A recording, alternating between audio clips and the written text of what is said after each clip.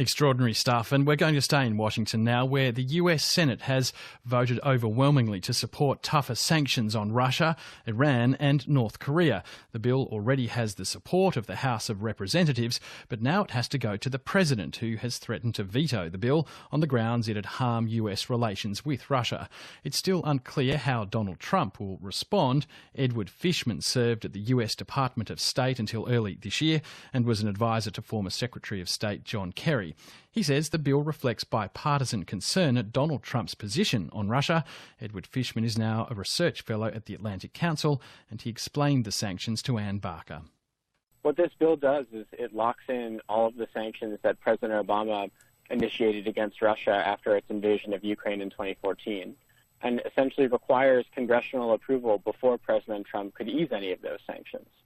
So what this does is it essentially precludes President Trump from initiating the type of reset with President Putin that he had hoped to initiate. What exactly are they punishing? A few things. I think the overarching reason this bill was put into place was because President Trump has not taken seriously Russia's intervention in the 2016 U.S. presidential election. So the first thing that they're punishing is Russia's cyber intrusions in the United States. But it also punishes Russia for its continuing aggression in Ukraine, for its support for Bashar al-Assad in Syria, and broadly for its undermining of democracy across the Western world. So why does Donald Trump object to these sanctions? Well, he objects to these sanctions for a few reasons. I think first, they constrain his ability really to modify the sanctions. So normally a president, if sanctions are just enshrined in executive orders, the president can lift those sanctions whenever he sees fit.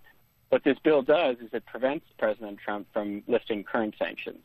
I think the other reason President Trump doesn't like the bill is because, as he's made clear on a number of occasions, he wants to become better friends with Russia.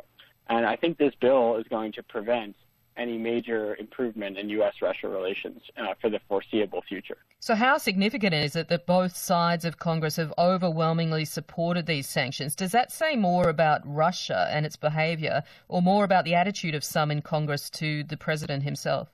It's a good question. I actually think it says quite a bit about both things. I think there is a bipartisan consensus in Washington that Russia's behavior in the last several years has been completely unacceptable, and that it's the United States' responsibility to push back very strongly against President Putin's aggression, both in Europe but also his cyber aggression around the world.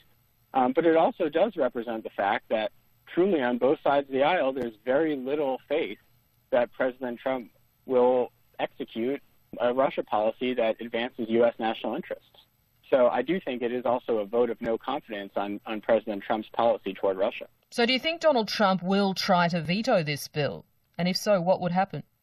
I think it would be pretty silly for President Trump to try to veto the bill because, as you noted, it passed with overwhelming majority. So the result of any veto would be that his veto would be overridden. It will become law in either case.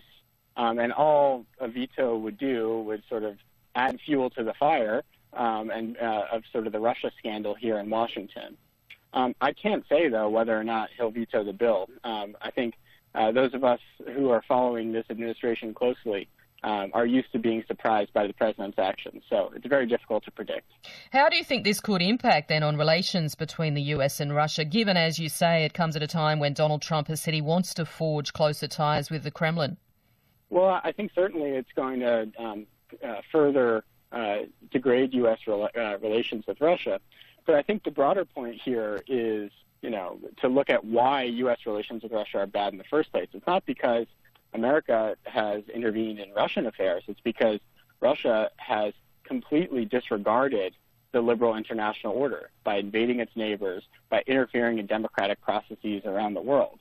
So, yes, it's not a good thing for U.S.-Russia relations, but I think it's a good thing overall for those of us in the world who do stand up for democracy, who do believe that territorial changes cannot be wrought by force.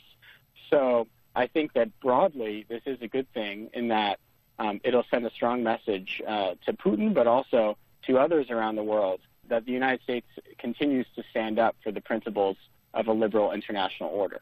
Edward Fishman, a former advisor to the Obama administration Secretary of State John Kerry, talking to Ann Barker.